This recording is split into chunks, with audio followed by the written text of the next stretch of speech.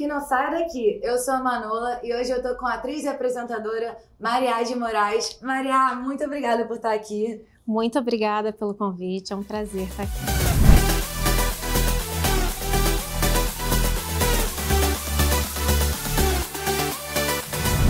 Maria, me conta, você começou a carreira artística super novinha. Super novinha, eu comecei bem pequena, assim, mais ou menos com uns 2 anos. Nossa!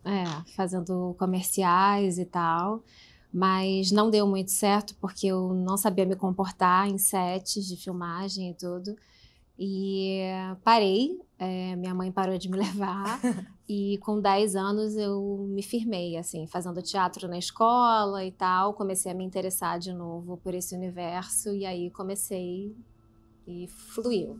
Você é linda, eu imagino que você devia ser um bebê muito lindinho. Então, natural os pais quererem já pensar, ó, todo mundo devia estar falando, né? Que pode ser um bebê Johnson, era meio por aí? Muito obrigada. Eu acho que tinha essa coisa de eu ser um bebezinho ruivo, né? Assim, eu era uma criança, uma menina ruiva, então eu chamava atenção, assim, naquela época dos olheiros, né? Tinha muito isso.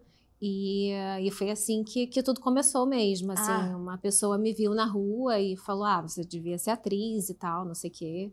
E aí aquilo foi despertando um pouco a minha curiosidade, mas não o suficiente para eu querer dar aquele passo. Eu fui fazendo teatro na escola, eu sou de uma cidade pequena, no interior do Rio, assim, então a minha infância era pescar lambari com meu avô, que maravilha! Ficar na roça, era andar de cavalo, era viver uma vida muito matuta, assim. Eu era uma criança que acordava às 5 horas da manhã com meu avô, com os meus irmãos, para poder ir para a roça todo fim de semana.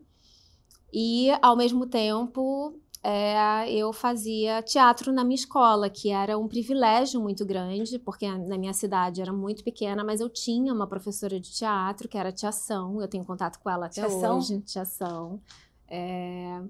E eu comecei a fazer teatro na escola, fiz teatro na igreja também, e tudo começou assim, dessa maneira. E aí eu entrei num concurso uma vez de modelos, assim, quando eu tinha uns 10 anos, e aí eu passei para esse concurso e passando para as próximas etapas, assim, vários olheiros vieram até mim, eu entrei numa agência de atrizes, né, e atores da época. Com 10 anos de idade? Com 10 anos de idade. E aí eu fiz o meu primeiro filme, comecei fazendo cinema, e fiz esse primeiro trabalho. E aí entrei nesse universo que era realmente levar a sério, né? Saí de um ambiente assim, onde eu fazia teatro só na escola e passei a atuar em produções sérias e tal. Até é muito curioso porque o meu primeiro trabalho foi numa produção americana, onde eu tinha... Eu nunca mais vivi essa experiência na minha vida, mas o meu primeiro trabalho eu tive um trailer. Nunca mais aconteceu isso. É meio que coisa que a gente vê em filme, né? Exatamente. Foi gravado aqui? Foi gravado onde? Foi gravado aqui. Foi um filme que eu fiz com Charlton Heston, assim. Tipo, ele veio pro Brasil, então... Nossa! Foi uma loucura, assim, foi uma experiência única na minha vida. Eu nunca vivi algo parecido com isso de novo, mas eu comecei minha carreira, assim, fazendo um filme com um ator premiado, assim, e tinha um trailer e tudo, e foi muito engraçado. E depois eu falei, nossa, é assim que é? Aí não é assim, né? Não era desse jeito. Mas você viveu a fantasia também, né? Vivi, e fui fazendo vários trabalhos. Depois disso, fiz muita publicidade, fiz muito cinema, fiz televisão, fui mesclando com muita coisa. Mas vivendo também essa realidade do interior. Então, às vezes eu estava domingo pescando lambari com meu avô e segunda-feira eu estava num set de filmagem, então eram realidades muito, muito diferentes, assim, eu tive essa riqueza na infância que foi muito preciosa, assim. Maria, eu ia falar isso mesmo, que hoje em dia pensar isso na infância é o que todo mundo precisa, inclusive para a cabeça, contato com a natureza.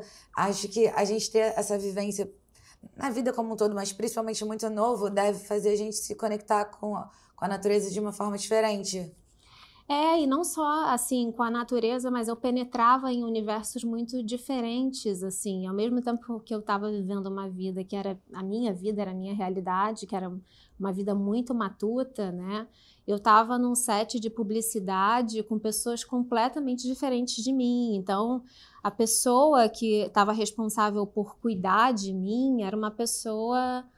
eu que vinha de uma cidade pequena, muito conservadora, muito religiosa, né? Eu estava inserida num universo onde quem cuidava de mim e me dava afeto e segurança no set de filmagem era uma pessoa toda tatuada de cabelo verde, e aquela pessoa ali era a pessoa que cuidava de mim. Eu não tinha filtro para aquilo, assim, era aquela pessoa e eu adorava ela, né? Porque ela era a minha referência. Então, eu cresci, né, numa realidade onde não tinha preconceito com absolutamente nada, e nem meus pais, assim. Os meus pais me levaram para esse ambiente, assim, mesmo eu vivendo numa cidade onde essas coisas eram muito diferentes e muito distantes, né, da vida que a gente vivia. Os meus pais me levaram para esse ambiente com muita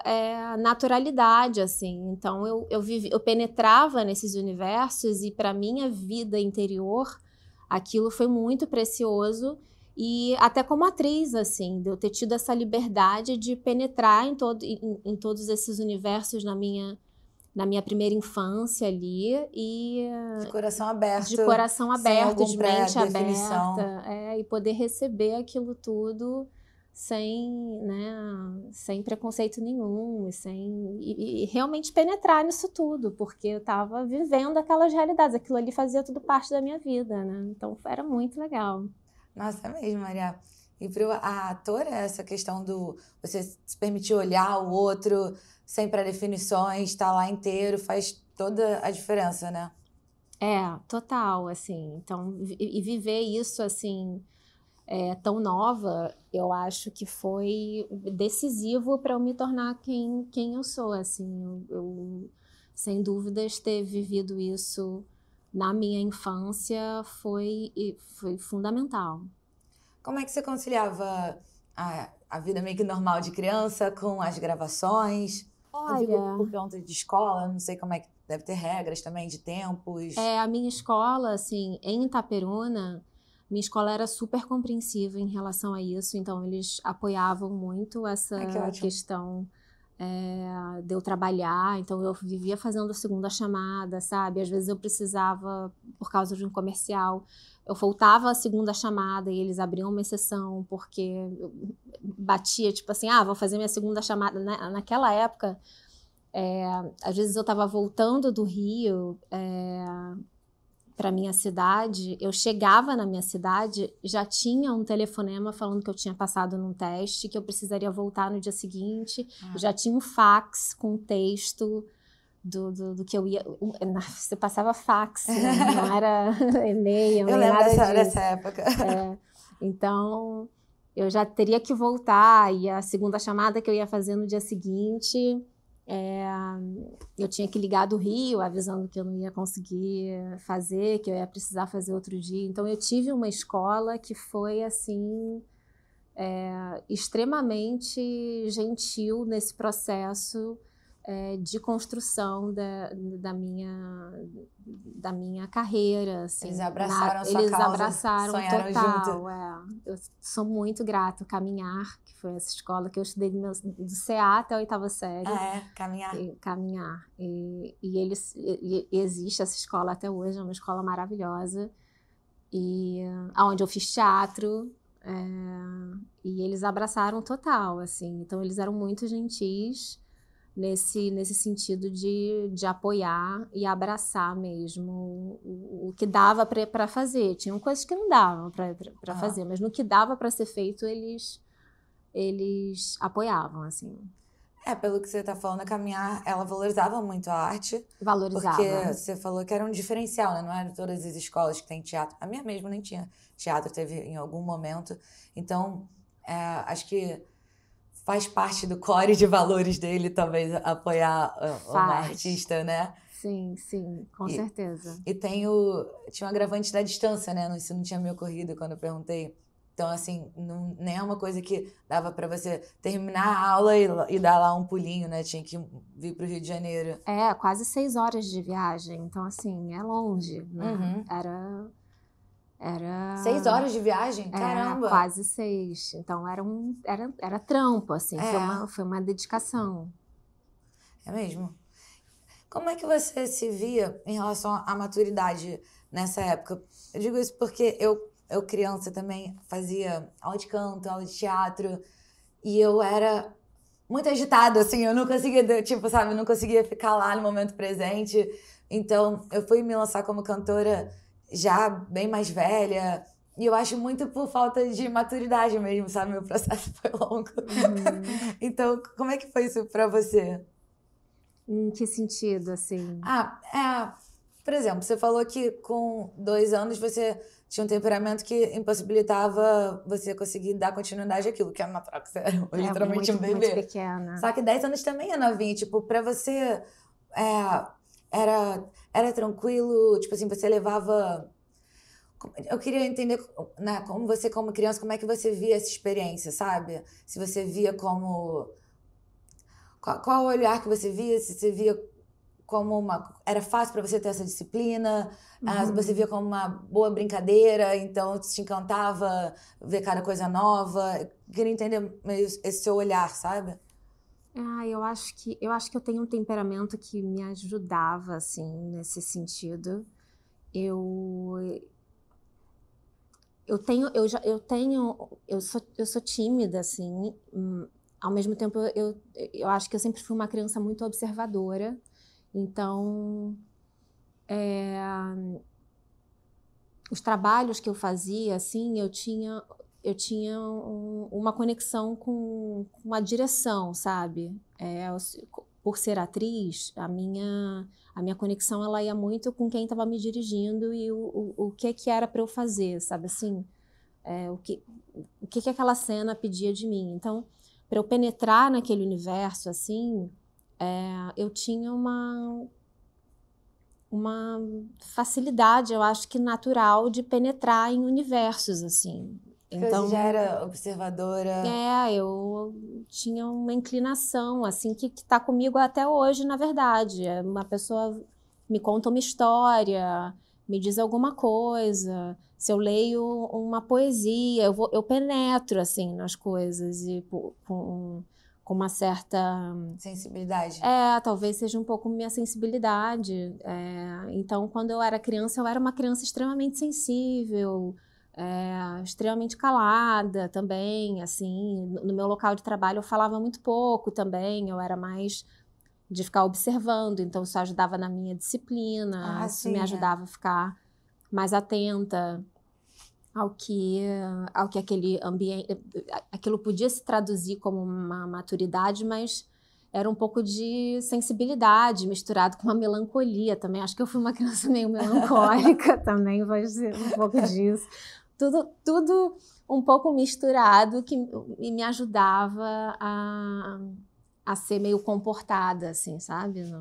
Interessante. Quando eu estava trabalhando. E, ao mesmo tempo, imagino que a arte servia como um escape para essa melancolia ou para essa observação, uma forma de se expressar também. Sim, porque aí eu precisava extravasar de alguma maneira, né? Eu precisava fazer o que estava sendo pedido ali, que nem sempre era, quase nunca era, na verdade,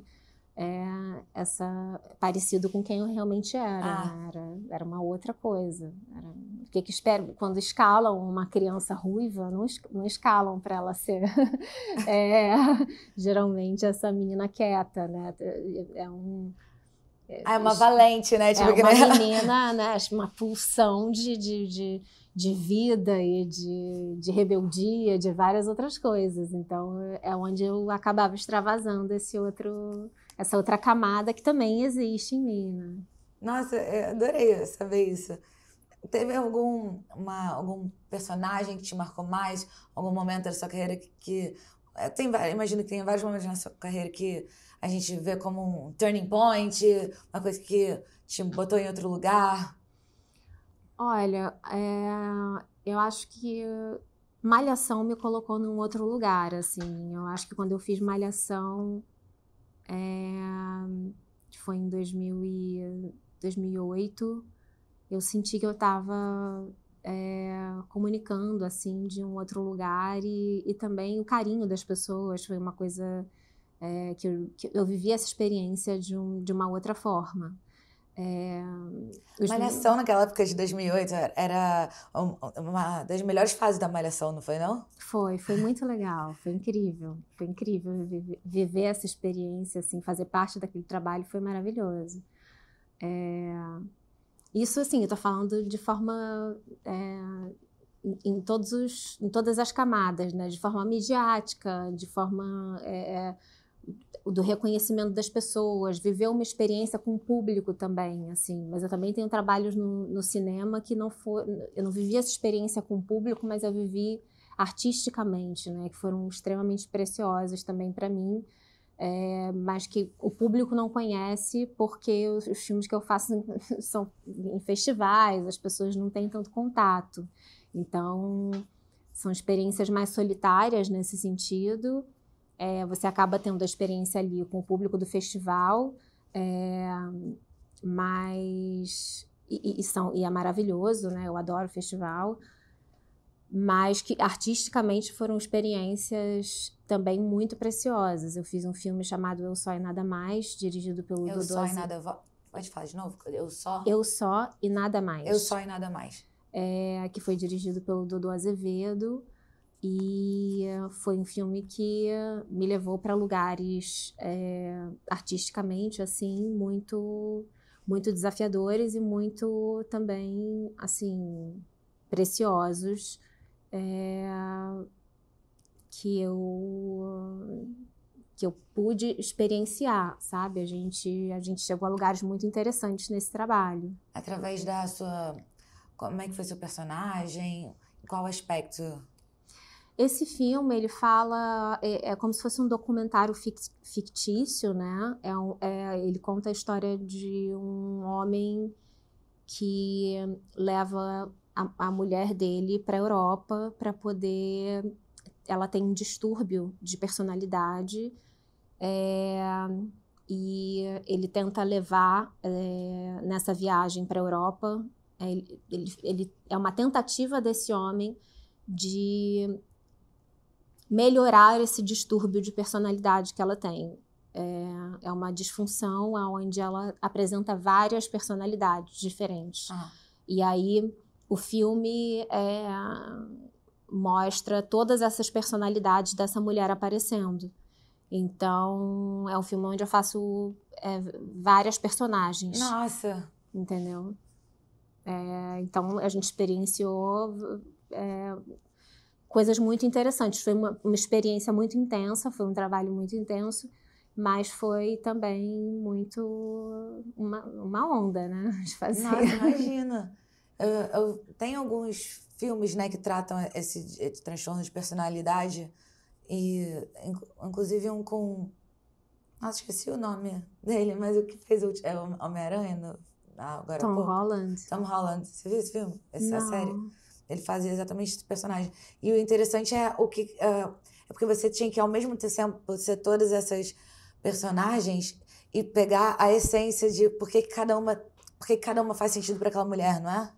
Ou não? Eu acho que assim, existe a protagonista ali que é uma mulher adoecida, né? É uma mulher que está em sofrimento. Então, o que eu tentei trazer, assim, nesse filme não foi muito consciente, assim, mas eu acho que, no final das contas, o filme fala muito sobre sobre essa mulher, sobre essa protagonista, que é uma mulher em sofrimento, por mais que todas essas outras mulheres brilhem muito e apareçam muito, no fim das contas, o filme conta a história sobre uma mulher em sofrimento, né? Sobre uma mulher adoecida. E o filme também fala muito sobre exploração, né? Sobre a história de um marido explorando uma esposa, assim. Hoje em dia eu tenho também um pouco essa visão, assim, sobre esse filme. Ah, é? Sim, porque eu acho que é um pouco... E aí no filme também a gente fala um pouco sobre isso, assim. A gente chegou num lugar depois de edição, né? Olhando para esse filme várias vezes, de que também é um filme que fala sobre exploração.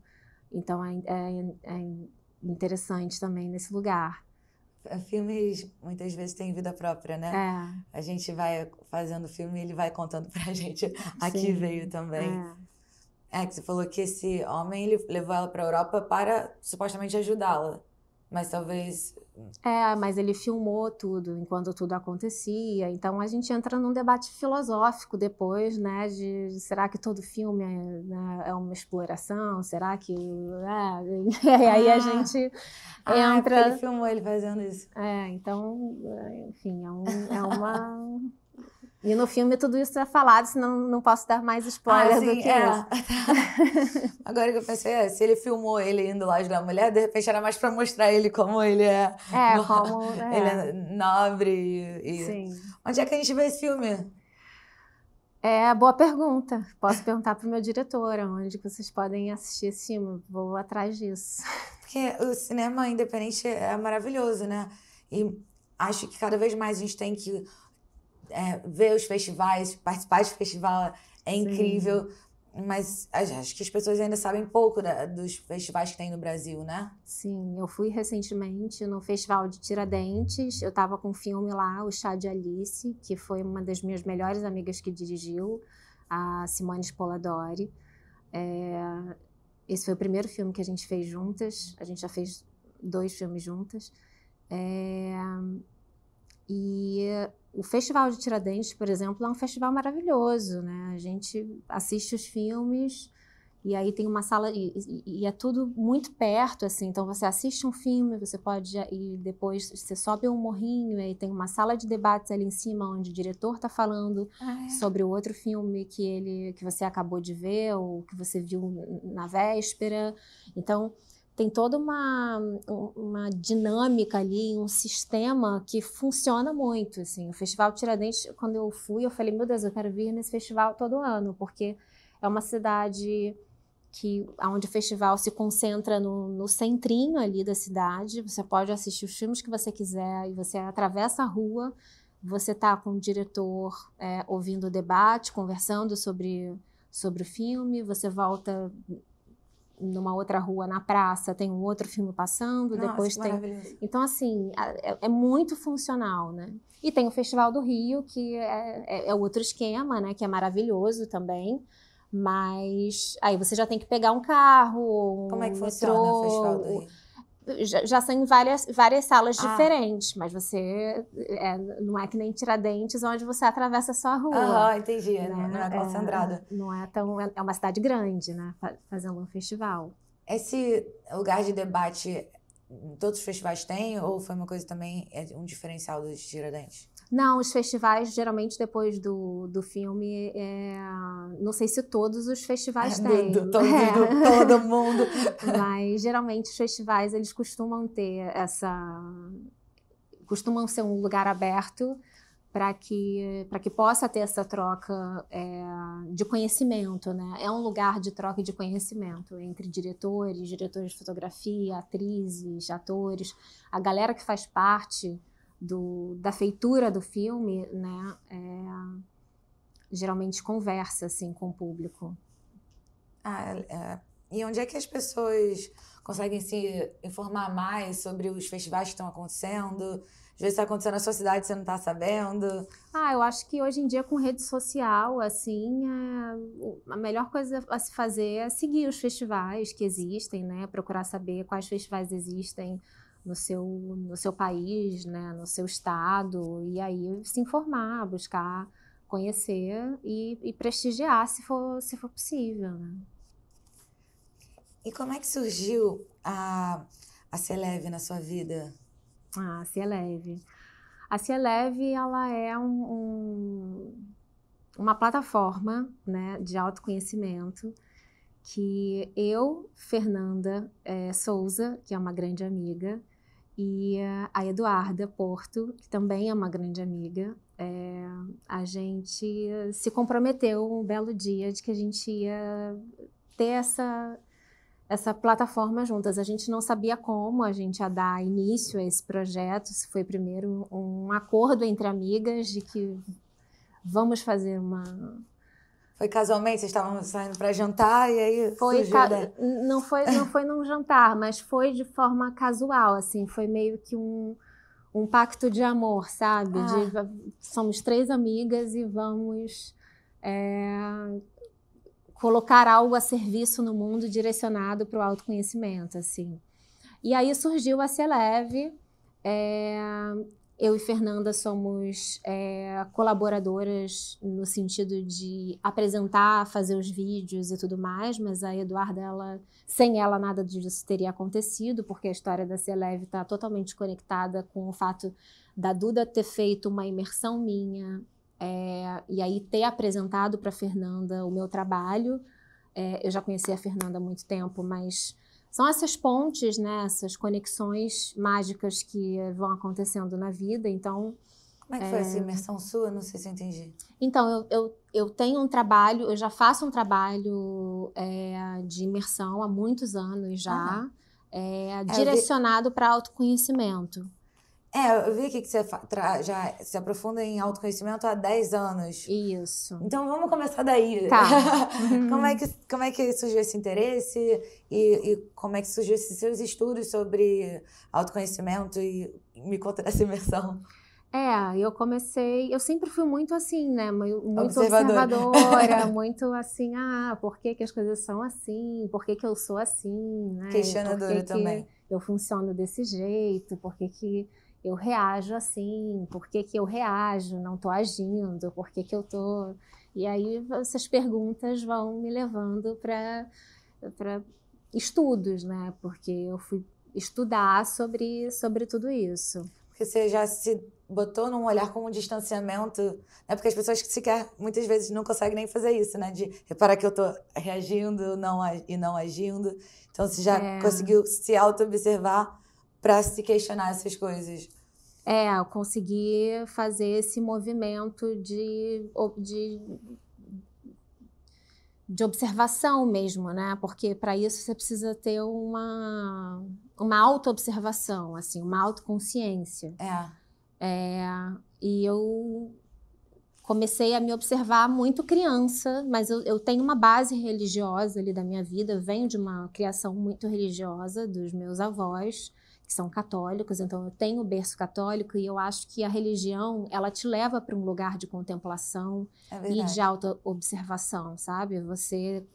Quando você tem uma base religiosa, você se observa, né? Você observa suas inclinações, seus defeitos, suas tendências. Então, a minha base, ela começou na religião, assim. E eu ia para a igreja com a minha avó sempre e tal. E é lógico que o meu temperamento, a minha personalidade, tudo isso ajuda. Não é toda criança que vai na missa toda semana que fica, quem eu sou? Por que eu sou assim? É verdade. Eu particularmente ia com os meus avós e eu tava focando no lanchinho que eu ia ganhar depois. Pode achar um saco, né? A minha tendência foi ficar me questionando. Mas a religião, ela me ajudou muito a já ter essa observação muito sensível, assim, desde criança. E aí, quando eu comecei a ficar adolescente, assim, eu comecei a ficar atenta a alguns padrões de repetição, algumas coisas que estavam acontecendo na minha vida e tal, e eu falei, cara, eu vou precisar parar estudar isso aqui mais profundamente, porque isso está se repetindo, isso aqui não está me agradando, eu estou fazendo isso aqui igual, isso aqui eu não quero fazer. E eu parei para realmente começar a me debruçar sobre esses assuntos e fui ler Krishnamurti, fui ler sobre ocultismo, fui ler sobre hinduísmo, fui ler sobre espiritismo, fui ler sobre várias outras coisas, e aí um universo começou a se abrir para mim. Isso mais ou menos com que idade? Com 18? 18? 18 anos, mais ou menos. Esse questionamento fez, primeiro ponto, você estudar sobre diversos assuntos para ir investigando, assim dizer. Exatamente. Mas você chegou a fazer terapia? Sim, eu comecei a fazer terapia e faço até hoje, mas eu sou muito estudiosa mesmo, né? Então, muitas coisas que a terapia, né, não me dá respostas, assim, né? Hoje em dia, com essa prática de autoconhecimento, eu já vou mesmo entendendo e me elaborando, né? O meu processo terapêutico, quando eu comecei, é completamente diferente do meu processo terapêutico hoje, né? Porque eu já consigo me entender melhor. Se né? autoanalisar, de certa forma. Então, o que eu levo para a terapia hoje em dia é muito mais refinado do que o que eu levava antes. Mas isso, assim, são anos e anos de muito estudo, muito comprometimento, muita ação correta, muita autoobservação. E eu entendo, identifico demais, porque eu faço terapia desde 7 anos de idade e nunca parei.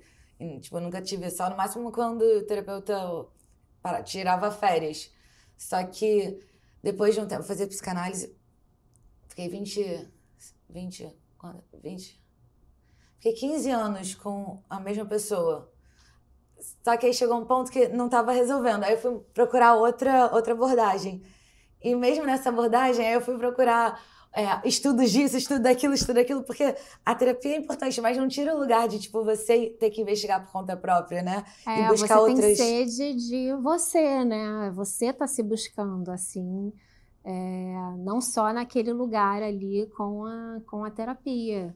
É você ter uma curiosidade por você que vai além daquela 1 hora que você tá ali com o seu terapeuta. Eu acho que é um pouco disso que eu sempre vivi, assim. Sim, e não se resignar. Quê? É ter esse interesse por mim, assim. Né? E não se resignar com uma abordagem só. Porque talvez aquilo dá conta disso. Mas tem essa parada aqui que eu quero desenvolver melhor. A questão das religiões, por exemplo. Eu tenho formação católica também. E fiz colégio católico, faculdade católica, tudo isso. Mas é interessante você buscar as outras religiões, ver os pontos em comum e ver as divergências também. Até ajuda a gente a confirmar nossa fé, né? Sim. E também abrir um pouco assim, a cabeça, ver o que te agrada num lugar, o que faz sentido para você, né? Porque às vezes você vai encontrar no Oriente, assim, eu encontro assim na cultura oriental muitas respostas que eu busco, assim, sabe? Eu fico coisas que me angustiavam, assim, às vezes eu vou para a cultura oriental e eu fico, nossa, isso aqui faz muito sentido, sabe? E sempre nessa curiosidade, né? Sem julgamento e tudo. Então... eu li um livro que me marcou muito, que era Por que o Budismo Funciona? E aí explica, num olhar de neurociência, por que o budismo funciona. Então, a cultura oriental é muito valiosa. Quer compartilhar pode compartilhar algumas coisas em especial?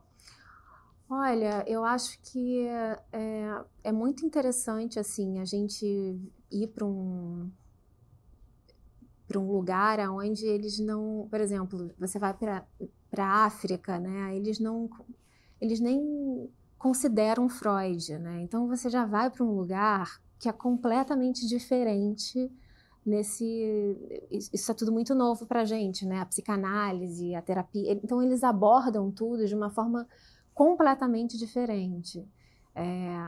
Eu li por uma época, assim, por um período, eu gostava muito de ler tudo sobre Mandela, sabe? E Mandela foi um homem que passou por muitos desafios na vida, né? Sem lidar com esses recursos da psicanálise, por exemplo, porque ele não tinha Freud para ele, não tinha, ele foi um homem que africano, né?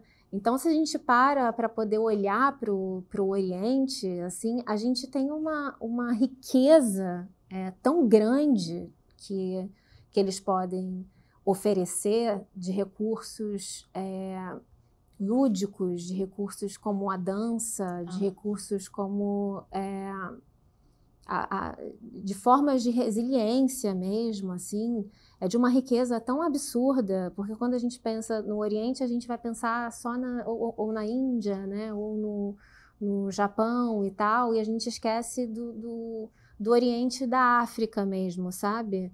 Então, sempre que as pessoas me falam de Oriente, assim, eu falo, cara, leia um pouco de Mandela, assim, procure saber um pouco da história dele, porque quando a gente ler a história dele, assim, é muito impressionante o que esse homem foi capaz de fazer. Muito. Sem nenhum tipo de recurso que a gente tem, que a gente usa aqui no Ocidente para se segurar tanto, sabe? E a história dele é uma das coisas que me comovem, assim, de uma maneira absurda. E ele conseguiu atravessar com muita integridade, com muita dignidade, com muita doçura. Isso que é o que mais me impressiona, assim, com tamanha doçura, sem precisar de tudo que a gente às vezes fica se amparando aqui. Então a riqueza do Oriente realmente me deixa muito impressionada. O Mandela, em especial, isso que tá falando da doçura, tem muito a ver com uma maturidade incrível, né? E uma das coisas que me marcaram é a frase que ele falou, né? Quando saiu da prisão, que se ele não tirasse o rancor de dentro dele, ele não ia conseguir, não ia, mesmo estando fora da... Não sei qual é a frase direito, mas que se ele saiu da prisão, mas se ele não tivesse o rancor de ter ficado preso, ele ia continuar preso. Né? É aquilo, você precisa...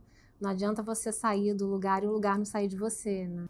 Eu visitei a casa do Nelson Mandela, foi bem legal, foi uma viagem inesquecível pela África. Nossa, que demais. Que força, né? Foi. Algum outro aspecto em relação ao Oriente? Você falou do hinduísmo, por exemplo? Eu gosto muito dos ensinamentos do Bhagavad Gita, por exemplo, né? Eu acho que a força do hinduísmo também traz uma leveza para você viver, para você encarar os seus desafios, assim. Toda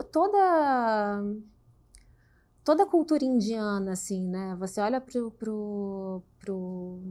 a cultura indiana, assim, eles têm uma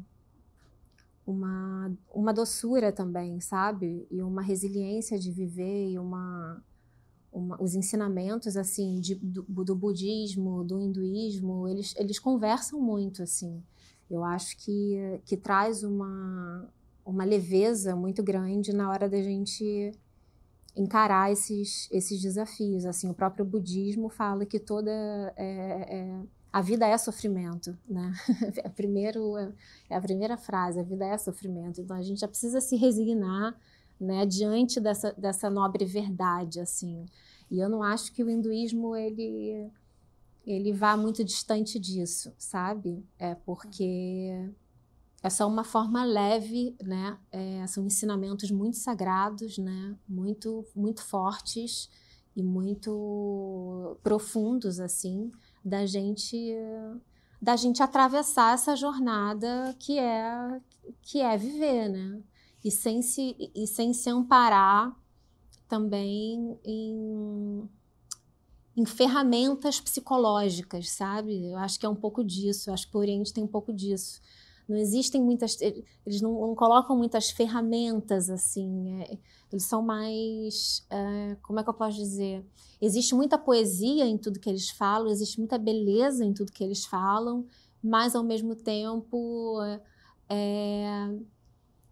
existe essa coisa crua de a vida é sofrimento, viver é sofrido, é doloroso, sabe? Mas também existe muita beleza. Então, acho que é muito de aceitar a vida como ela é. Vamos, sabe? Vai na jornada, vamos na jornada, entendeu? É verdade. Eu sinto que também é sobre não se apegar tanto a isso, né? Porque se você entende que a vida já é sofrimento, você já cortou de tipo, de nossa, que droga que eu estou sofrendo. Então você já leva o seu sofrimento para passear. Já não quer evitá-lo, né? Exatamente. Eles mandam um recado, mas também eles ensinam como fazer com leveza. Acho que é um pouco sobre isso, a maneira que eu entendo, né? Porque tudo também vai da minha interpretação, assim, o que eu estou compartilhando aqui é o cheiro do que eu, né, do perfume que eu sentia das coisas, né? Eu também, né? Vou falando só o que a gente vai percebendo, mas uma coisa que me marca muito disso, que faz toda a diferença na minha vida, a questão do mindfulness, né? Do momento presente.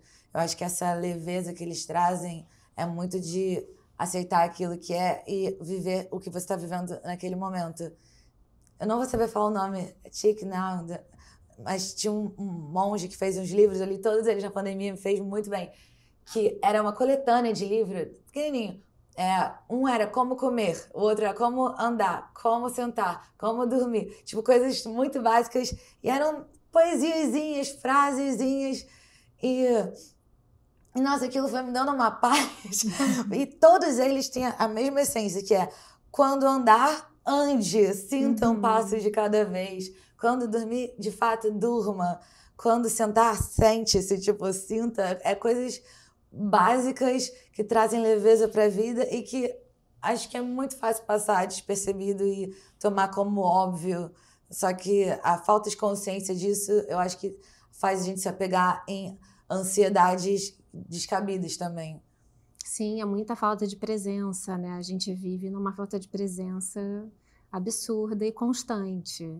Então, a gente esquece como que senta, né? Como que come, como que bebe uma água, como que caminha, né? Porque está sempre fazendo essas coisas pensando em outras. E tudo junto, às vezes, né?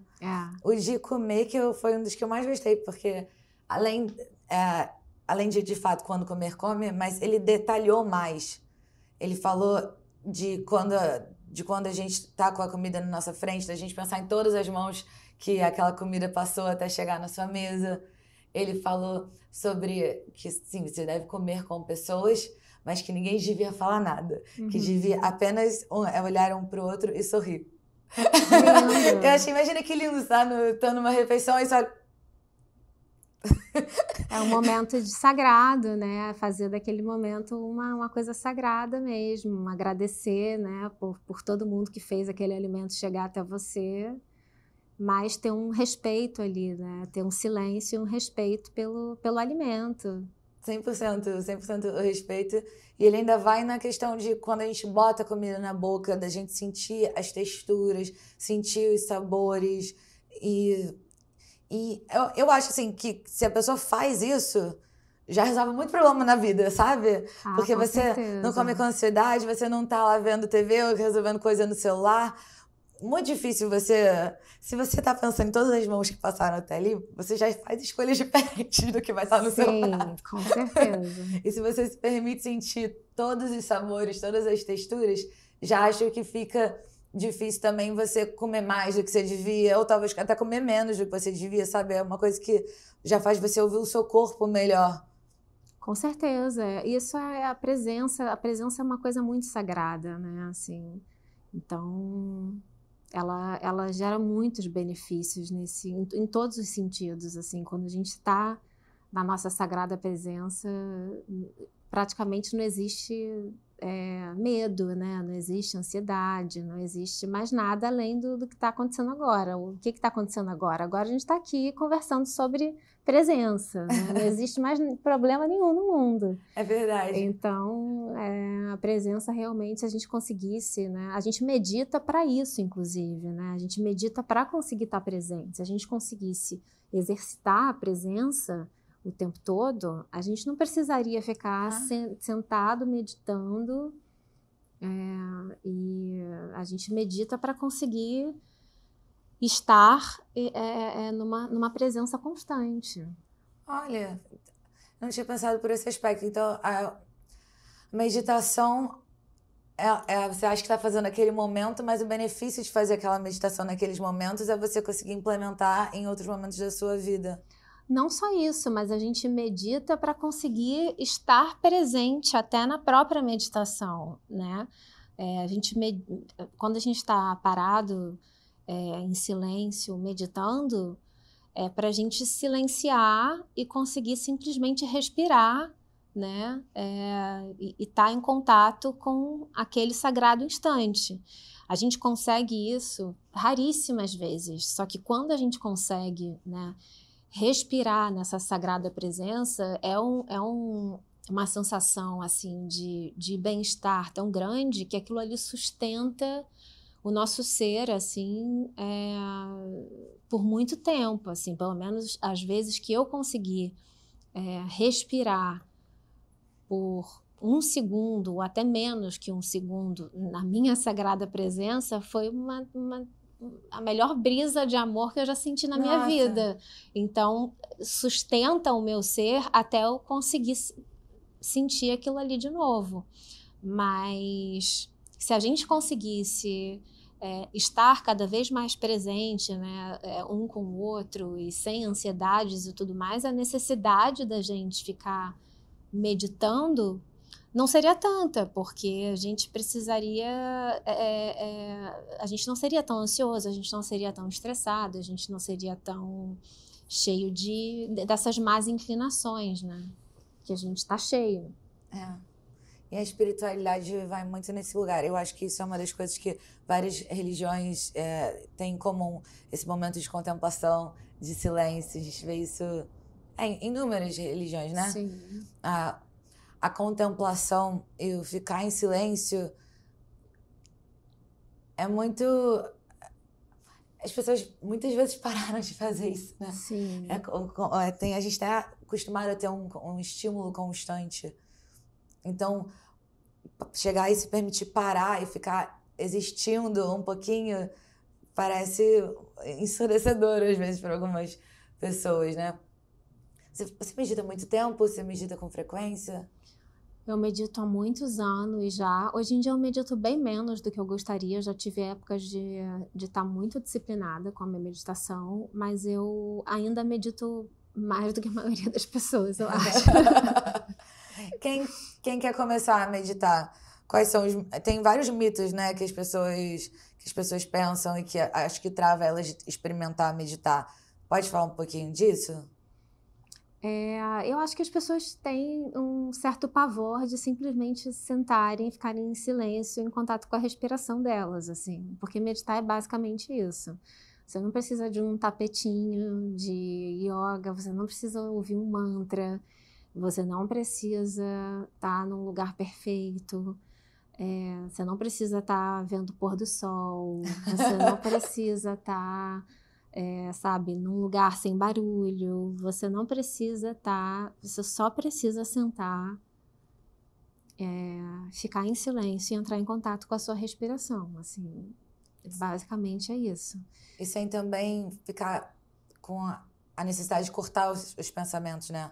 Eu acho que as pessoas têm isso, não consigo apertar os pensamentos. Recebe os seus pensamentos que você vai conseguir, através do seu autoconhecimento, perceber quais são as suas inclinações mentais, né? O que você pensa quando você não deveria estar pensando em nada, né? Quais são os primeiros pensamentos que vêm na sua cabeça? Quais são os seus vícios mentais, né? Começa por aí, né? O que fica martelando na sua cabeça o tempo inteiro? Então já é uma boa anotação para você entender aí, né, o que passa nessa cabeça. Que ótimo, os pensamentos que a gente se apega mais. Sim, e não que fica quer soltar de jeito martelando nenhum. aí. E como surgiu agora a Ser Leve, a partir daí? Porque a gente estava falando dos seus estudos. Sim, a Ser Leve... Ou a partir... Não, a gente ainda nem chegou na parte da sua imersão. É verdade. Então, a gente ainda está na parte que você começou a estudar com 18 anos.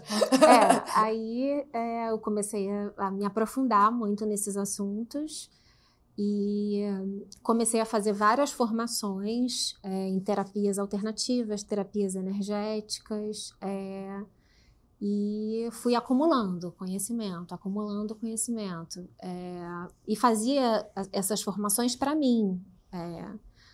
E aí comecei a atender amigos, assim, amigos quando estavam capengas, assim, passando mal, pessoas da minha família e tal, quando não estavam bem, eu comecei a dar um amparo, assim, eu comecei a dar um suporte. Essa terapia energética é uma categoria de terapia, são outras terapias? São várias, né? Porque como eu tive várias formações, eu tenho várias formações... Fala algumas. Não pode falar, não? Eu prefiro não, então não falar, porque são muitas mesmo. Tá. Então... Eu fiquei curiosa se o Theta Healing, também, sabe? Isso que eu fiquei curiosa. Depois eu posso te falar. Tá bom. E aí eu fui juntando, assim, nesse caldeirão, né? Todas essas formações e entendendo quando uma pessoa chegava para mim, um familiar, alguém, né? O que aquela pessoa estava precisando naquele momento, entendeu? E aí a ideia de eu fazer uma imersão de autoconhecimento foi pegar todo o conhecimento que eu tinha, assim, acumulado, e tudo que fazia sentido para mim, tudo que eu acreditava e que eu já tinha visto funcionar na minha vida, sintetizar todo aquele conhecimento e transformar numa imersão de autoconhecimento. Então, eu fiz uma imersão onde o primeiro dia falava sobre verdade e propósito, o segundo dia falava sobre repetição de padrões familiares e o terceiro dia falava sobre manifestação e abundância. E dei essa imersão. Que maravilha! E a imersão deu super certo. E aí a Fernanda fez essa imersão, a Duda fez essa imersão e tal. E eu fiquei dando essa imersão durante bastante tempo, assim. É recente isso? Ou tem muito tempo? Tem 5 anos já. E aí, quando eu dei essa imersão, a Fernanda falou, eu amo o seu trabalho, não sei o quê, nananã, vamos se encontrar, nananã e tal. E aí surgiu a ideia, assim, da gente fazer um trabalho juntas direcionado para autoconhecimento. A Fernanda estava num momento, assim, num processo de autoconhecimento muito profundo e muito bonito de presenciar com uma amiga, sabe? E a gente, naquele momento ali, fez todo o sentido do mundo falar, cara, vamos colocar isso a serviço, né? E a gente fez, meses depois, a gente lançou a Ser Leve, a gente lançou um curso gratuito chamado Aprendendo Sobre, onde ele está disponível na Ser Leve até hoje. E lançamos essa plataforma de autoconhecimento, que é 100% gratuita, tem mais de 500 mil seguidores no Instagram, tem mais de 100 mil inscritos no YouTube, e onde a gente fala sobre autoconhecimento, sobre desenvolvimento pessoal, sobre espiritualidade, sobre tudo isso que a gente gosta muito de falar. É uma coisa que eu e Fernanda temos em comum, e Duda também. Mas eu e Fernanda, a gente bota a cara ali, né, porque a gente já tem essa bagagem de apresentadora. A Fernanda apresentou há muito tempo, eu apresentei TV Globinho anos também. Então a gente bota a cara ali e fala sobre esses conteúdos todos. Eu adoro esses conteúdos. O que você tem visto do feedback das pessoas? Porque eu sinto que as pessoas estão buscando cada vez mais maturidade emocional, autoconhecimento. É um tema recorrente, né? As pessoas estão aumentando a consciência. Mas quando o pessoal comenta nos vídeos, o que você sente que é a maior dor das pessoas ou o maior desafio? Eu sinto que as pessoas estão buscando muito conhecimento em relação a isso. Eu sinto que elas já buscaram mais. Já teve um momento onde as pessoas estavam buscando mais. Qual momento? Eu não sei, talvez quando estava no final da pandemia, assim, eu acho que as pessoas já estavam buscando um pouco mais. Agora acho que estão buscando um pouco menos do que naquele momento. Eu acho que varia, assim, são altos e baixos, são momentos da humanidade mesmo que a gente passa e é isso aí, assim, são processos da humanidade mesmo. Uma coisa que eu percebo é que as pessoas, elas esperam a situação se agravar muito para buscarem algum tipo de autoconhecimento, algum tipo de ajuda, sabe? E isso também é uma coisa, é um processo da humanidade. A humanidade faz isso, o ser humano faz isso, né? Eles esperam a situação chegar num nível de dor ou de desespero muito grande para buscarem algum tipo de ajuda, né? Algum tipo de recurso e tudo mais.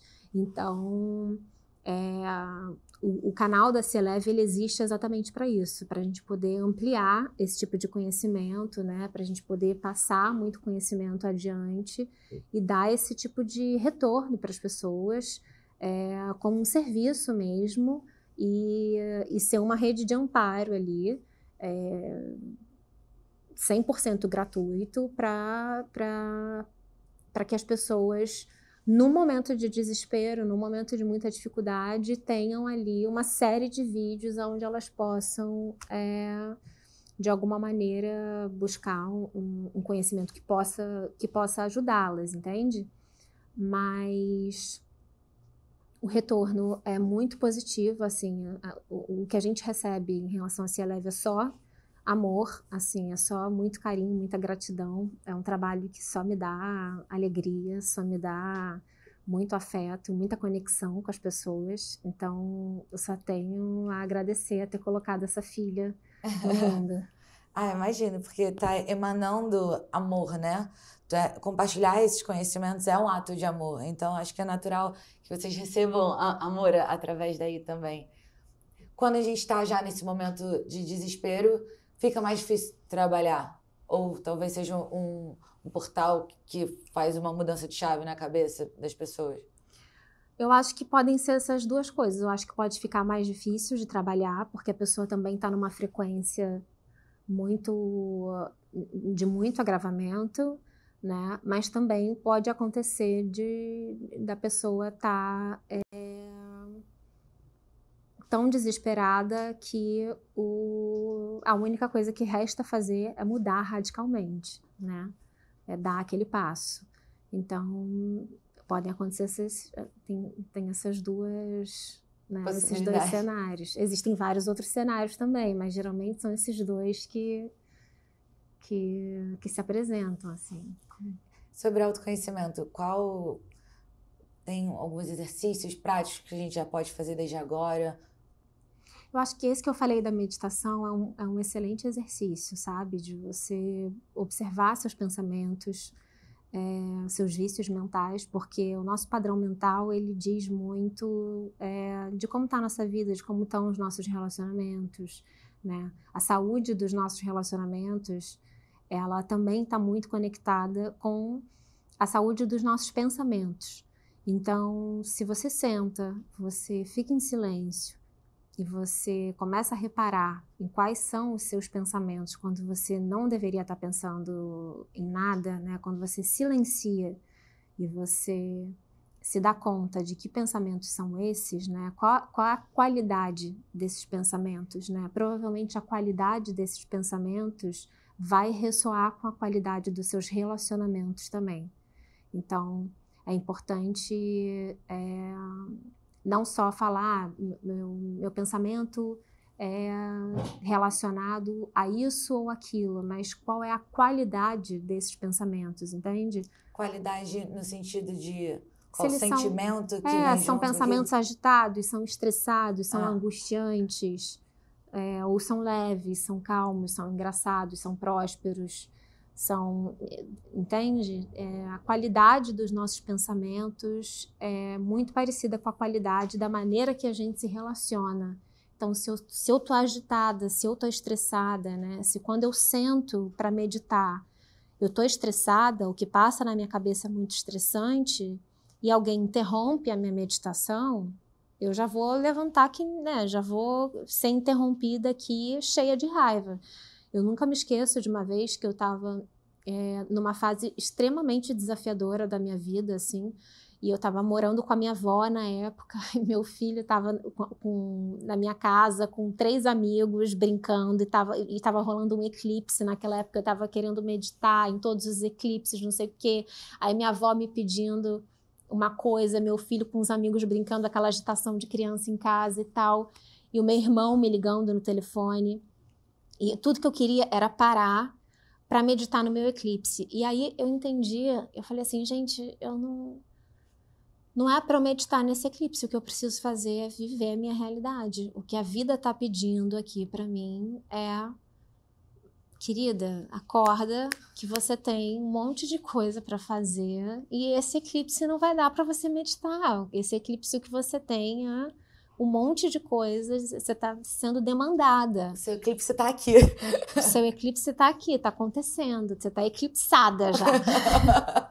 Então foi meio que, sabe, um insight que eu tive, assim, e aí eu fui viver minha realidade com muita boa vontade, porque eu falei, nossa, eu preciso realmente cumprir com essas demandas aqui e eu vou meditar na hora, porque senão, né, até esses compromissos que a gente assume de meditar, de fazer o eclipse, de não sei o quê, eles começam a serem umas obrigações, né? Que te afastam do propósito, que é você viver a sua realidade, é você dar conta, né, da sua casa, da sua família, do seu filho, das suas coisas, das suas paradas, né? Uhum. Primeiro isso, depois as outras coisas. Então, você precisa ter muito discernimento, né? E isso é o autoconhecimento, isso é a autoobservação.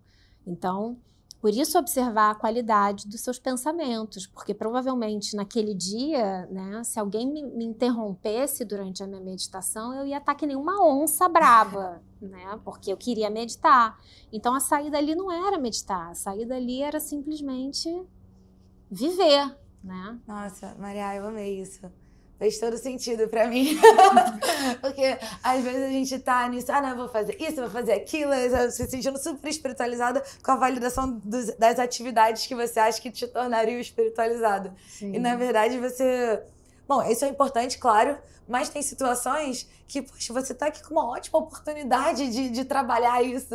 Você quer maturidade, você quer elevar a sua frequência perante os desafios. Aqui, ó. Né? Exatamente, tem uma pilha de louça ali, tem uma, né? Nossa, eu amei isso. A realidade às vezes tá ali, já te dando a oportunidade disso.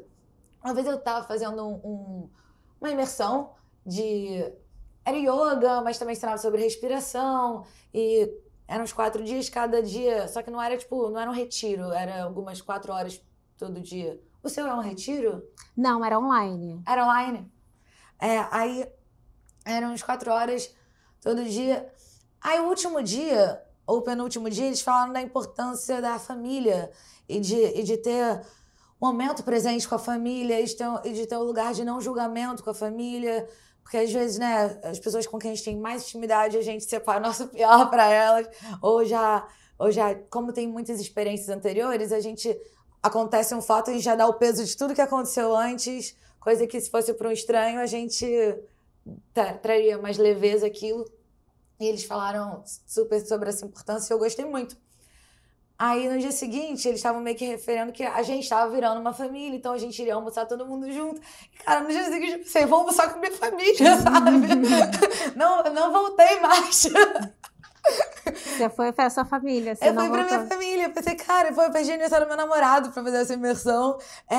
Eu ia perder o almoço de domingo pra estar aqui no domingo. Pra mim, eu pensei, vocês têm toda a razão. Não volto. Na verdade, eu tentei voltar quando terminou o almoço, mas aí não me aceitaram. Porque eu tinha perdido uma parte. Mas eu sinto que eu aprendi, sabe? Sim, integrou lá o conhecimento, né? Como é que você deve trabalhar também a questão de emoções e frequências das emoções? Sim, tem uma escala, né, das emoções. Como é que a gente pode elevar essa frequência? A meditação é uma excelente aliada, assim, para a gente elevar nossa frequência. A meditação aliada com a presença, né? É porque, digamos, a pessoa está, às vezes, num lugar de mágoa, de rancor, de ressentimento, né? Acho que isso tudo inclui um vitimismo, né? E aí, às vezes, tá tão imerso naquilo que é difícil você imaginar sair, porque a pessoa não só tá sentindo aquilo que tá sentindo, eu acho que as pessoas tendem a se convencer que era a única coisa que elas poderiam estar fazendo era sentir aquilo. Você vê um pouco disso? Sim, eu acho que quando existe muito ressentimento, muita mágoa, é importante também escrever, sabe? Você pode escrever e colocar aquilo para fora de alguma maneira. É importante sempre canalizar essas emoções que são muito densas, que são muito pesadas, entende? Então, para aquilo não ficar dentro de você, te corroendo, você pode escrever e direcionar aquilo de alguma maneira para o papel, para poder canalizar aquilo, sabe? Fazer uma limpeza isso mesmo. Essa é uma técnica que eu sempre usei intuitivamente desde criança. Eu me lancei como cantora porque eu gosto de compor e de escrever. Que legal. Desde pequenininha eu gostava de escrever poesia e era uma coisa assim, eu escrevia muito antes de dormir e eu tinha que escrever senão ia passar mal, sabe? Então virou um lugar muito bom, porque a gente pode escrever o que quer que seja. Eu tenho vários cadernos e para coisas diferentes. Então, tinha um especificamente que eu escrevia mais ou menos o que estava acontecendo, mas eu me permitia não ser realista, sabe? Eu escrevia de uma forma mais poética, aumentava o que... Não importava, sabe, o que eu ia escrever. Não precisava ser um diário que os antropólogos iam buscar e saber quem eu sou, né? Podia ser isso também. Aí tem um outro que eu só escrevo sobre o que eu quero que aconteça. Como se estivesse acontecendo já, né? Tipo um diário de manifestação. Tipo isso. Só que eu não escrevo com frequência, só escrevo às vezes. Porque, idealmente, pra mim, seria, tipo, ter clareza exatamente do que eu quero. Mas, às vezes, a gente vai mudando também. Sim. Sobre manifestação. Eu tenho uma teoria sobre manifestação. Queria ouvir a sua opinião. Eu adoro isso da gente conseguir estar no controle de como a gente percebe o mundo. Eu acho que a gente, se ficar achando que é tudo ruim, que as pessoas não prestam, a gente só vai estar cada vez mais vivendo a vida de forma a validar esse sentimento. Então, eu acho que, da mesma forma que a gente consegue fazer isso com tanta naturalidade, a gente consegue fazer com a mesma naturalidade que a vida é boa, que as pessoas prestam, que o mundo está cada vez melhor. E eu cultivo isso. E na manifestação, se qualquer coisa que alguém bota na internet, primeiro exercício é sobre escrever, falar, né? Ter afirmações. E eu sinto que o principal tem que ficar muito claro, que essas afirmações todas são importantes para você conseguir acreditar, né? E é importante você conseguir acreditar para você agir como uma pessoa que pensa daquele jeito. Eu acho que a questão da ação faz toda a diferença. A manifestação, né? Tem ação ali na palavra. Então, você precisa agir em direção às coisas que você aspira, né? E tem uma outra coisa também, que é você se sentir merecedora daquilo. Você precisa ter uma energia de merecimento, né? E a gente se sente merecedor através da coerência. Então, a gente precisa ter um alinhamento de pensar, falar e agir de forma harmoniosa, né? Que é a felicidade pro budismo, né? Não sei, tem pro budismo, ser feliz é o que você pensa tá alinhado com o que você fala e faz. Que bonito isso, eu não sabia. Então, essa coerência, isso precisa existir, assim. Sem isso, a gente não se sente merecedora, né? Então, acho que um dos segredos, assim, para a gente conseguir manifestar uma vida mais próxima do que a gente aspira é a gente se sentir merecedora. Como é que faz para conseguir acreditar que você é merecedora? Então, é isso, é você alinhando essa energia da coerência, sabe? É você conseguindo manter o teu pensamento, a tua fala e a tua ação em harmonia. Uma coisa que eu vejo recorrente, eu comecei um quadro no meu Instagram há menos de um mês, vai fazer um mês, eu faço um quadro de 1 minuto e ficou super legal, tá dando super certo. O primeiro vídeo que viralizou é 4 anos de terapia em 1 minuto, aí tinha outro que era 8 anos de quase algo em 1 minuto. Eu sempre vou alternando um sobre nós mesmos e outro sobre a relação com outras pessoas. E aí tem vindo as pessoas falarem, e aí eu vejo que tem muito disso, tipo, a pessoa não se sente... Ela fala as coisas, tipo, com coerência, mas na hora de agir e na hora de sentir... Porque agora, por exemplo, agora eu tô bem.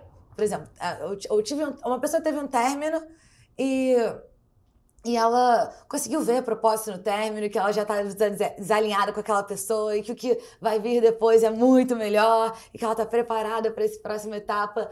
Mas aí chega um final de domingo e aí vem assim uma carência, vem um questionamento, você fica em dúvida daquilo, você sente necessidade de uma validação externa. A gente busca o que numa hora dessa? Será que uma autorregulação? O que se faz na hora, talvez, do desespero, né? O que bate essa carência que vai nos nossos sentimentos mais difíceis de lidar? Eu acho que nessas horas é para você realmente ficar carente, né? Ficar mal, ficar triste, sentir a falta. Adorei. Faz sentido. Porque se a gente quiser evitar, ela só vai ficar perseguindo a gente. Quando bater a saudade, bater a falta, sinta a saudade, sinta a falta. É isso. Faz parte do processo. Senão a gente fica o tempo inteiro querendo se agarrar em ferramentas ou psicológicas, ou truques mentais, ou truques emocionais e coisas que... Para quê? Sente o que está sentindo, vive o processo, vai passar. Então, a essência de tudo que eu estou entendendo que você está falando é essa questão da presença. Tanto para todos os aspectos do que a gente está conversando, né? Sim. A gente conseguir desbloquear isso. Porque vai passar. A vida é movimento. Nada é constante. Nem que você queira sentir uma coisa para o resto da sua vida, você vai sentir. Nem que você queira ficar no mesmo lugar para o resto da sua vida, você vai ficar. Isso não existe. A gente vai sair do lugar. As coisas vão acontecer. Na sua imersão, o primeiro dia é sobre a verdade. Me fala sobre a verdade. A verdade nesse primeiro dia, né, eu falo que a verdade ela não é uma coisa estática, né? Então, e nem permanente. Então, eu já coloco a verdade nesse lugar onde, né, ela pode... A verdade é um organismo vivo, digamos assim. Então, ela pode ser uma coisa agora, né? E depois de um tempo, ela pode, como uma coisa viva, né? Se tornar uma outra coisa, porque ela não é permanente, ela não é estática e ela é uma coisa viva, né? Então, não sei se eu estou conseguindo... Não, estou entendendo. É isso, assim. E a verdade é universal?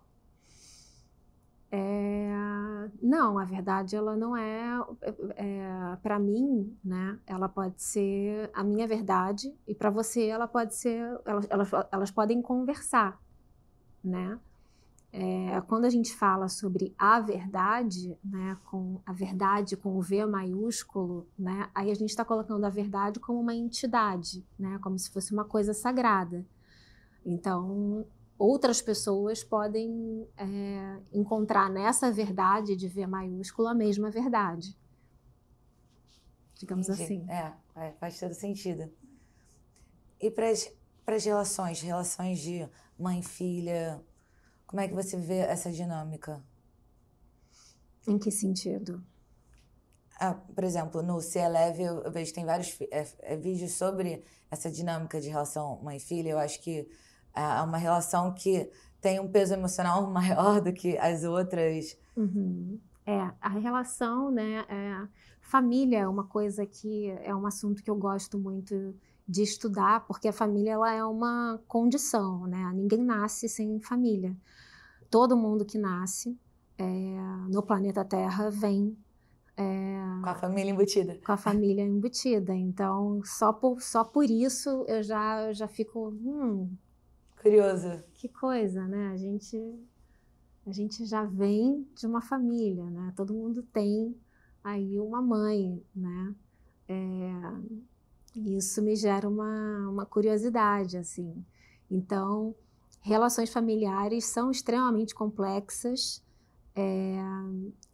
e eu acho que eu tenho muito respeito, assim, por essa complexidade, né? Eu acho que essa complexidade, ela precisa ser respeitada e não romantizada, né? Acho que por isso que na Cia Leve a gente fala muito sobre esse tema de família, porque muitas vezes a família ela cai no lugar de romantização que não cabe mais, né? A família não é spa, muitas vezes, entendeu? A família é um lugar, às vezes, de muito conflito, né? De muita dor e de muita complexidade. Então, o peso emocional, né, que uma mãe tem na vida dos filhos, que um pai tem na vida de uns filhos, ele precisa ser respeitado. E o impacto, né, disso na vida dos filhos também precisa ser respeitado, e cada um precisa, ali na sua jornada de autoconhecimento, e descobrindo, né, qual que é o impacto que isso está gerando no seu processo. Em algumas pessoas vai pesar mais, em outras vai pesar menos, às vezes até em filhos, né, que vieram do mesmo pai e da mesma mãe, vai ter em algumas pessoas que vai pesar muito menos do que para outros. Isso é um olhar muito, uma autoobservação muito honesta e muito sensível que cada pessoa precisa ter. Nos seus estudos sobre isso, chegou alguma explicação sobre por que todo mundo vem com uma família? Eu nunca cheguei nessa conclusão. Já perguntei para várias pessoas, muito mais sábias, mais experientes do que eu. O que a gente sabe é que nesse planeta é assim. Nesse planeta a gente vem com esse combinado, né? Nesse planeta a gente vem com família. Maria, você falou que essa pergunta que eu te fiz, você já perguntou para outras pessoas. Quais outras perguntas você gosta, te toca ou te dá dúvida mesmo? Nossa, eu vou te falar que hoje em dia eu tenho poucas perguntas, sabia? Hoje em dia eu tenho poucas perguntas. Ter encontrado respostas? Não por ter encontrado respostas, mas porque eu me debato muito pouco. Eu deixo a vida acontecer, me surpreender. Eu acho que eu desenvolvi uma gratidão muito grande também. Isso é muito bom. Por tudo, assim, como né? Eu não tenho dentro de mim um desejo ou uma ilusão de que eu vou mudar, né, ou transformar o mundo como o mundo é, assim. Eu tenho um profundo respeito pelo mundo como o mundo se apresenta, entende? Então eu não tenho mais, assim, essa angústia que eu tinha quando eu tinha 18 anos, de por que tudo é assim, por que as coisas são do jeito que são. É mais uma observação mesmo e uma profunda gratidão por fazer parte. Quando você fala sempre da importância de observar, porque eu pinto também. E a gente fala muito na pintura, no desenho, que a gente só conhece as coisas que a gente desenha. E 100% é por conta dessa questão da observação. Porque você passa a ver as coisas diferentes quando você vai desenhar elas. É outra abordagem, é outra geometria, basicamente, né? Imagine quando você vai fazer um personagem, você também tem um olhar diferente, talvez, ou o mesmo olhar que você tem para a vida, sobre as pessoas. Eu digo isso porque eu queria ver como é que a gente faz para a gente conseguir trabalhar essa observação, sabe? Se tem algum questionamento que a gente possa fazer, ou só se permitir observar. Hoje você não vai reparar muita coisa, mas na repetição você vai passar a reparar mais coisas. Você está querendo saber como que uma pessoa faz para ela poder observar mais, é isso? Eu acho que o silêncio, né? Acho que o silêncio pode ajudar. Acho que a quietude traz um pouco de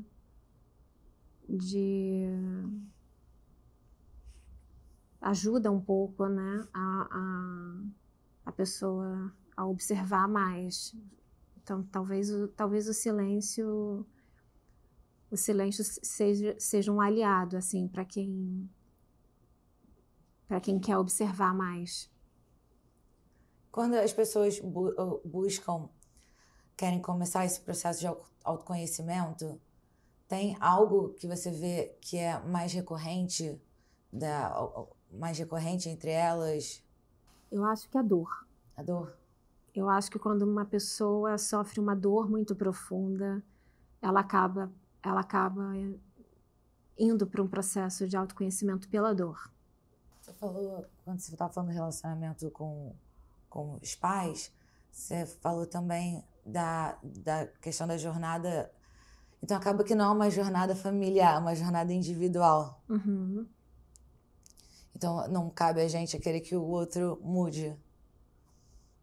Não, a gente não consegue mudar ninguém. A gente pode amar alguém, mas a gente não muda as pessoas. A gente só pode amá-las. E como você percebe o amor? O amor é uma coisa muito sutil, né?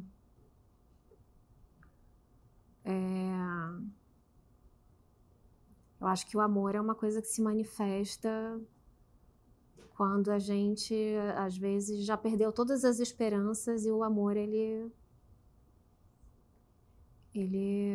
toma conta, assim, de todos os espaços de uma forma muito sutil, muito milagrosa, sem alarde, sem...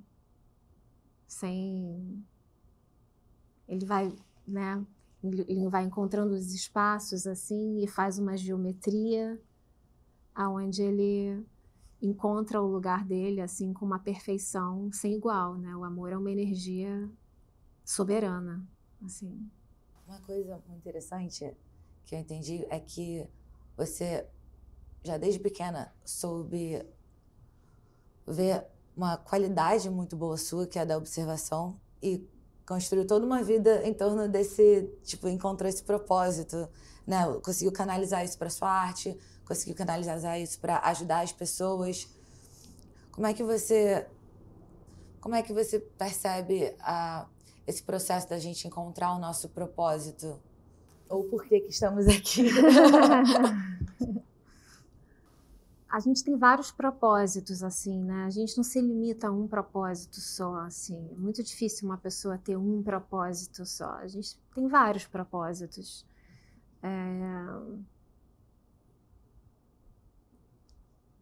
Então, eu acho que isso que foi criado, assim, de qual é o propósito da vida de uma pessoa, né? Isso é meio que uma coisa que foi criada, assim. Mas eu acho que uma pessoa, ela tem múltiplos propósitos e ela pode ser muito boa em várias coisas. Isso aí dá um alívio, isso, né? Do que depender de um grandioso. Eu sinto que o propósito, às vezes, é uma coisa que a gente decide cismar com aquilo e vamos nele, sabe? É o que quer que funcione pra gente poder contribuir, fazer o bem, ajudar as pessoas. Quando, nas suas redes, qual assunto você mais gosta de falar, que as pessoas mais te procuram?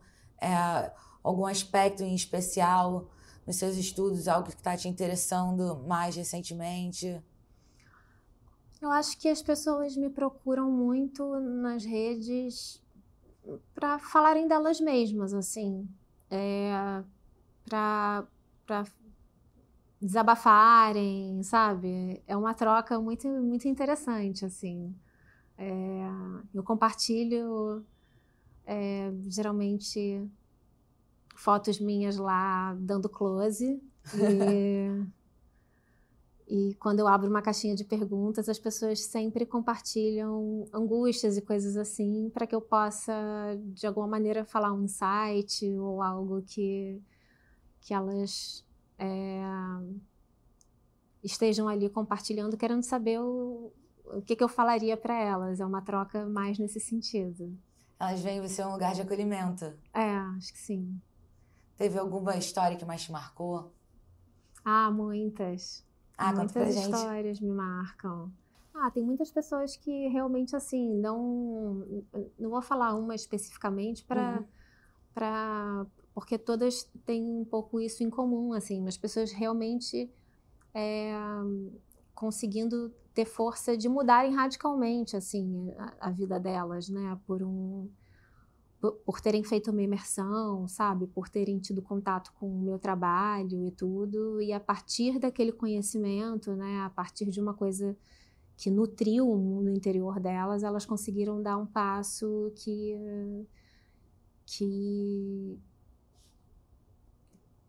positivou ali a vida delas de uma maneira muito, muito legal. E aí isso me deixa extremamente feliz. É muito gratificante mesmo. E o poder do seu trabalho é justamente isso, que você não dá uma receita de bolo, não dá o método, mas você devolve para ela as questões que ela está trazendo, imagina, e aí a gente consegue se colocar num lugar de autoanálise, de autoconhecimento, porque muitas vezes as respostas estão dentro da gente. Talvez sempre estão. A gente precisa de um silêncio para ouvir. E quais são os próximos planos? Os próximos planos é continuar esse processo de trabalho, né, como atriz, também como essa comunicadora, né, de autoconhecimento, que eu gosto muito de ser, mas continuar fazendo meus filmes, continuar atuando e aberta, né, para todas as oportunidades aí, que a vida me surpreenda. Isso é muito bom. E sempre com gratidão e amor, né? O objetivo todo do meu podcast, uma coisa que eu gosto muito de fazer, é trazer pessoas autênticas para falar pra gente sobre o que torna elas quem elas são. Minha expectativa é conseguir inspirar as pessoas a serem suas versões autênticas também. E acho que a autenticidade vai muito de conseguir ter esse olhar tão valioso de autoconhecimento. Para a gente finalizar aqui, você pode deixar alguma mensagem, alguma coisa final pra gente? Eu gostei muito de estar aqui, gostei muito de estar com você. Obrigada pelo seu espaço. Obrigada. Para poder a gente ter essa troca. Eu acho que essas trocas são muito valiosas, né? Nós somos duas mulheres, então, assim, eu gostaria de deixar esse recado, porque eu tenho encontrado muitas mensagens, assim, e encontrado muitas outras mulheres dizendo que têm visto muito pouco as suas amigas, sabe? E mulheres dizendo, eu não vejo minhas amigas, ou eu não tenho um hobby, ou eu não tenho feito coisas que eu gosto, né? E quando a gente pensa nos homens, assim, eles têm a cervejinha deles toda semana, eles têm o futebol, eles têm o pôquer, eles têm sei lá o quê, né? Um homem sempre tem um hobby, né? Assim, tipo, não passa pela cabeça de ninguém o homem não ter os hobbies, né? E a gente fica nesse lugar de ficar meio que se abandonando, assim. E eu tenho uma relação com as minhas amigas, assim, que é muito preciosa. Eu preciso muito das minhas amigas, assim, elas são mulheres maravilhosas, elas são mulheres que eu preciso demais delas, são mulheres incríveis, que eu amo muito, que eu admiro muito, são loucas e em vários sentidos, e são lúcidas ao mesmo tempo, e elas dizem exatamente o que eu preciso ouvir. Então, eu acho que essa troca aqui que a gente teve, sabe, eu acho que muitas mulheres precisam ter isso mais na vida delas, assim, né? E estar com as amigas, assim, estejam com as amigas de vocês, façam esse esforço, tenham hobbies, porque não se abandonem, né? Acho que é mais nesse sentido que eu queria dizer, que isso ficou na minha cabeça essa semana. Essa mensagem é muito valiosa. Para mim foi muito importante essa troca também. Você me deu muita coisa para pensar, para refletir. Eu tenho minhas melhores amigas e cada uma foi para um canto de um país, mas a gente dá um jeito de ainda assim estar juntas. E a beleza tá nisso, né? De todo mundo poder ser diferente e se inspirar na busca, no caminho, percurso de ser quem a gente é, né? Sim, com certeza. Essas diferenças são fundamentais, porque é isso que permite o crescimento, né? Se elas fossem iguais a mim, a gente não ia crescer nem um pouco juntas, assim. A gente ser tão diferente é o que permite que a gente se encontre na nossa individualidade. Então, é perfeito. Adorei, a mensagem maravilhosa. Maria, muito obrigada por estar aqui. Muito obrigada. Compartilha também as suas redes, onde o pessoal pode se encontrar. Eu estou no Instagram, como Maria de Moraes, e no TikTok também. Eu amo TikTok. TikTok é tudo de bom. É tudo. Eu estou no TikTok também, como Maria de Moraes. E se você chegou até aqui, se inscreve no canal, que não saia daqui. Acompanha a gente também pelo Instagram, que não saia daqui. E meu Instagram é @eusoumanola. Até semana que vem, toda semana episódios novos, 7 horas da noite, quarta-feira. Muito obrigada por estarem aqui.